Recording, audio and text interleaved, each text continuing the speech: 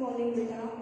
बच्चों आज हम बात करेंगे मूविंग कॉइल गैल्वेनोमीटर की, ठीक है, एमसीजी। बहुत ही इम्पोर्टेंट टॉपिक है और इस टॉपिक में लगभग हमारी 4 वीडियो बन जाएंगी बेटा। थोड़ा सा लेंथी टॉपिक है, ठीक है, लेकिन सिंपल है, टफ नहीं है बिल्कुल। मूविंग कॉइल गैल्वेनोमीटर तो ये है क्या बेटा? जो मूविंग कॉइल गैल्वेनोमीटर है ये एक डिवाइस है, इसको हम करंट का जासूस कह सकते हैं। क्या कह सकते हैं? करंट का जासूस। इस डायरेक्शन जो हमें करंट के बारे में या उसकी डायरेक्शन के बारे में बताता है, ठीक है बेटा। अब जो मूविंग कॉइल गैल्वेनोमीटर है उसका प्रिंसिपल क्या होगा बच्चों? किस प्रिंसिपल पर ये वर्क करेगा तो वो ध्यान से देखिए। आपने पढ़ा हुआ है, क्या कहता है? जब एक करंट कैरिंग कॉइल को यूनिफॉर्म मैग्नेटिक फील्ड में रखा जाता है तो उस कॉइल पर एक टॉर्क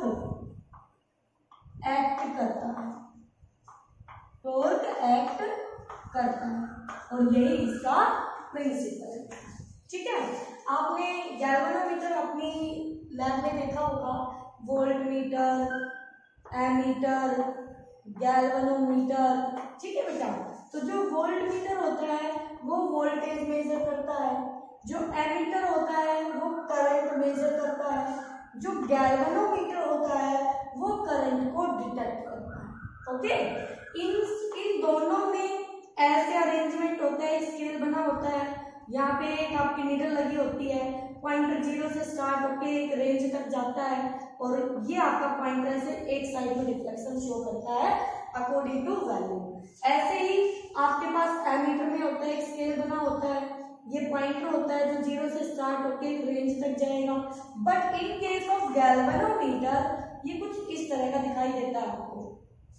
इसमें मिड में 0 होता है बच्चों और पॉइंटर जो है 0 करंट पे यहाँ एक्ट करता है। जब करंट आपका सर्किट में 0 है, किसी सर्किट में आपने इसको बीच में कनेक्ट कर दिया है सर्किट के कनेक्शन में, ओके, तो वहां पर जब 0 करंट है, सर्किट ओपन है, तो गैल्वेनोमीटर का पॉइंटर 0 पे शो करेगा। अब करंट की डायरेक्शन एक तरफ जा रही है, करंट सर्किट में एक डायरेक्शन में जा रहा है, तो फिर इसका डिफ्लेक्शन एक साइड शो हो जाएगा, वो according to value of current होगा। करंट की वैल्यू ज्यादा होगी तो ये नीडल दूर तक डिफ्लेक्ट होगी, करंट की वैल्यू कम होगी तो ये नीडल कम दूरी तक डिफ्लेक्ट होगी, यानी एंगल कम बनाएगी, ओके बेटा। फिर अगर यही करंट की डायरेक्शन चेंज हो जाती है, ऐसे हो जाती है, तो ये पॉइंटर की डायरेक्शन यहाँ से चेंज होके इस तरफ डिफ्लेक्शन शो कर देती है, दूसरी तरफ डिफ्लेक्शन शो कर देती है। इसका मतलब जो गैल्वेनोमीटर होता है उसका पॉइंटर लेफ्ट और राइट, अपने लेफ्ट और राइट दोनों तरफ डिफ्लेक्शन शो करके करंट की डायरेक्शन बताता है हमें कि अगर वो इस तरफ डिफ्लेक्शन शो कर रहा है फिर इधर कर रहा है, इसका मतलब यहाँ से यहाँ के बीच में डायरेक्शन बदल रही है, ठीक है बेटा। और ये प्रैक्टिकल जो हम करते हैं उसमें इसका बहुत ही ज्यादा यूज है। जब आप पोटेंशियोमीटर करोगे, मीटर ब्रिज करोगे, तो सर्किट को वेरीफाई करने के लिए, चेक करने के लिए कि कनेक्शन हमने अच्छे से किए हैं कि नहीं किए हैं, तो हमारे पास ये काम में आता है। हम वहां गैल्वेनोमीटर के डिफ्लेक्शन से पता लगा लेते हैं कि हमारे ये जो सर्किट है उसके जो कनेक्शन है वो राइट है या रॉन्ग, ठीक है बेटा।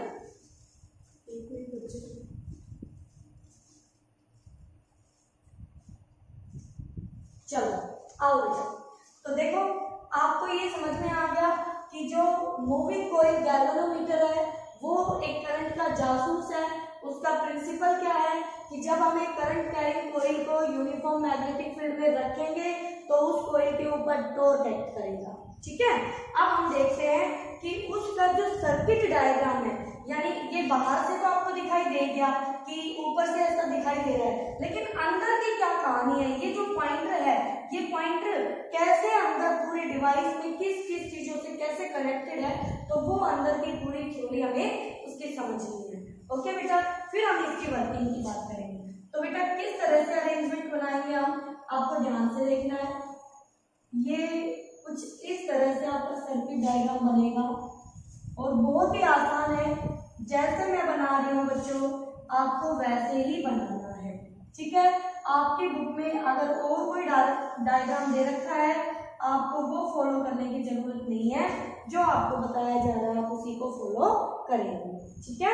ओके, ये लाइन मैंने स्ट्रेट की थी, थोड़ी सी टेढ़ी हो गई है, सीधी कर लेते हैं हम इसको। ओके बेटा, तो यहाँ से देखिए ये पूरा इसका आउटर बॉक्स बनता है। अब इस बॉक्स के अंदर क्या क्या होगा वो आप देखिए। ओके चलिए, सबसे पहले यहाँ पर एक टर्मिनल पॉइंट होगा, टॉर्सन हेड जिसको हम कहेंगे, टॉर्सन हेड जिसके अबाउट ट्विस्टिंग होगी, जिसके अबाउट टर्निंग होगी कोयल की, ये हमारा क्या है, टॉर्सन हेड। चलिए बेटा, यहाँ पे हमारे दो स्क्रू पॉइंट होंगे जिनकी हेल्प से हम सर्किट में इसको कनेक्ट करते हैं, टर्मिनल 1 एंड दूसरा टर्मिनल हमारा यहाँ होगा टर्मिनल 2, ठीक है बेटा। ओके, एक टर्मिनल से वायर ऐसे एक पार्ट से कनेक्ट होगी, ठीक है, और दूसरे टर्मिनल से ऐसे वायर दूसरी जगह कनेक्ट होगी, यानी करंट यहाँ से आएगा इस वायर में और यहाँ से निकल जाएगा इस तरह से, ठीक है बेटा। चलिए, उसके बाद ये वायर यहाँ से चलना शुरू करेगी आपकी और इस टर्मिनल से जाके ऐसे कनेक्ट हो जाएगी, ठीक है। अब यहाँ पर जो वायर हम यूज करते हैं वो आपकी फास्फोर ब्रोंज मटेरियल की होती है, ये होती है सस्पेंशन वायर। ये क्या है हमारी suspension wire, phosphor bronze material की वायर है। ये इस किस मटेरियल की बनी हुई है, ये उसका नाम है बेटा फास्फोर ब्रोंज मटेरियल। इसका जो के होता है, रीस्टोरिंग टॉर्क कांस्टेंट जो होता है वो इसका लेस होता है, जिससे ये गैल्वेनोमीटर की सेंसिटिविटी को बढ़ाता है। आगे पता चलेगा आपको, बाकी आप पार्ट के नाम सुनते जाइए एक एक करके किसका क्या काम है, ठीक है बेटा। ये हमारी क्या है, सस्पेंशन वायर, सस्पेंशन वायर। चलिए आगे चलते हैं। अब यहाँ पर आपके पास दो पोल्स लगे होंगे, ये ऐसे कनकेव शेप के, नॉर्थ पोल ऐसे इधर आएगा, साउथ पोल। कनकेव शेप के जो पोल्स है ये मैग्नेटिक फील्ड को, रेडियल मैग्नेटिक फील्ड को प्रोड्यूस करते हैं, तो हमें बहुत जरूरत पड़ने वाली है यहाँ पर रेडियल मैग्नेटिक फील्ड की, रेडियल मैग्नेटिक फील्ड की, ठीक है बेटा। तो हमारे पास कनकेव शेप के क्यों लिए गए हैं, क्योंकि हमें यहाँ पर रेडियल मैग्नेटिक फील्ड चाहिएगा, क्यों चाहिएगा वो आपको समझ में आएगा। आगे हम चलते हैं, यहाँ से ये वायर को इस तरह से कोयल की शेप में, ऐसे ये रेक्टेंगुलर कोयल की शेप में इसको इस तरह से अरेंज किया गया है। इसके नंबर ऑफ टर्न्स ये आपको ऐसे दिख रही है, ठीक है। तो ऐसे ही हमारे पास इसके अंदर एक मेटेलिक फ्रेम होता है, ये हमारा मेटेलिक फ्रेम है बेटा, मेटेलिक फ्रेम, ठीक है। और इसके अंदर एक सॉफ्ट आयरन सिलेंडर रखा होता है, ये हमारा soft iron cylinder. Soft iron cylinder क्या करेगा, आगे इसकी प्रॉपर्टीज आप पढ़ेंगे। फेरोमैग्नेटिक सब्सटेंस है, सारी फील्ड लाइंस को अपने अंदर से ऐसे लेके जाएगा, ऐसे, तो ये फील्ड को रेडियल बनाने में हेल्प करेगा, ठीक है, सारे फील्ड को अपने अंदर से लेके जाएगा। ओके, अब ये जो वायर है ये हेयर स्प्रिंग की हेल्प से ऐसे, हेयर स्प्रिंग का क्या काम होगा उसका भी काम बताएंगे आपको। दिस इज द, इसका नाम है हेयर स्प्रिंग, ये कॉइल को अपनी जगह पे लाने में हेल्प करती है, एयर स्प्रिंग। ठीक है, आगे ये वायर ऐसे चलेगी आपकी, और सर्किट को कंप्लीट करने के लिए ऐसे ये आपकी वायर आएगी, और फिर ये वायर इस टर्मिनल से कनेक्ट हो जाएगी, और फिर ये वायर यहाँ से जाती हुई आपकी सर्किट से कनेक्ट हो जाएगी। ठीक है, तो करंट यहाँ से एंटर हुआ, ये करंट यहाँ से आया, ये करंट यहाँ से आया, ऐसे करंट इस कॉइल में घूमना शुरू करेगा। ओके, ये देखिए यहाँ से ये करंट, यहाँ से, तो मैं ये डायरेक्शन शो कर देती हूँ सारी मैं। अब इसके बाद क्या होगा, देखिए करंट दिखा दिया, ये करंट यहाँ से ऐसे चला, ये करंट यहाँ से जाता हुआ निकल गया। ठीक है बेटा, तो हर पार्ट के बारे में आपको पता होना चाहिए कि किसका क्या काम है। ओके, ये नहीं है सिर्फ ये डायग्राम बना दिया और हमें यही नहीं पता, क्योंकि इसमें ये जो पैरामीटर्स यूज हो रहे हैं इनके ऊपर छोटे छोटे क्वेश्चन मिलते हैं। ओके, तो लास्ट में एक बार फिर हम इन सब की बात करेंगे। अब आ जाइए इसके थ्योरी पर कि इसकी वर्किंग क्या है, कैसे वर्क करता है ये। तो देखिए इधर रेडियल फील्ड आपको अभी पता चलेगा इसकी थ्योरी में, तो थ्योरी एंड वर्किंग जो भी है आप इसकी थ्योरी में लिखेंगे। जब हम एक ऐसे करंट कैरिंग कॉइल यहाँ पर रखेंगे तो उसके ऊपर एक टॉर्क एक्ट करेगा। क्या एक्ट करेगा बेटा? टॉर्क एक्ट करेगा, तो वो होगा हमारा डिफ्लेक्टिंग टॉर्क, डिफ्लेक्टिंग टॉर्क। और बेटा टॉर्क आपने फाइंड आउट किया था, क्या आया था? N number of turns, I current, B magnetic field, N I, A लिख लीजिए पहले, A area, B magnetic field, ऐसे लिया था आपने टॉर्क, और साथ में लिया था साइन ऑफ थीटा। ठीक है, और थीटा जब 90 डिग्री तो साइन 90 मैक्सिमम, और रेडियल में जो मैग्नेटिक फील्ड होता है वो प्लेन ऑफ द कॉइल के परपेंडिकुलर एक्ट करता है। तो यहाँ पर ये कॉइल रोटेटिंग कॉइल है, तो ये मैग्नेटिक फील्ड रेडियल फील्ड है, मैग्नेटिक फील्ड रेडियल फील्ड है। ठीक है बेटा, तो यहाँ आपके पास टॉर्क कैसा लगेगा? मैक्सिमम टॉर्क लगेगा, किसकी वजह से? Due to radial field. Okay बच्चों, रेडियल फील्ड, तो इक्वल टू मैक्सिमम, तो इक्वल टू मैक्सिमम। तो बेटा बताइए आप, रीस्टोरिंग टॉर्क, क्योंकि जब ये घूमेगा तो ये सस्पेंशन वायर इसको वापस अपनी स्टेट में लाना चाहेगी, तो वो रीस्टोरिंग टॉर्क क्या देगी? रीस्टोरिंग टॉर्क, तो वो हमारे पास कितना आएगा बच्चों? रीस्टोरिंग टॉर्क, इस टॉर्क को इंटू इक्वल टू ऐसे लिख लो, तो टॉर्क रीस्टोरिंग टॉर्क आ जाएगा K into theta, K into theta, this is the restoring torque. Okay, इस K को स्मॉल लिख लेना, ये टॉर्क कांस्टेंट है।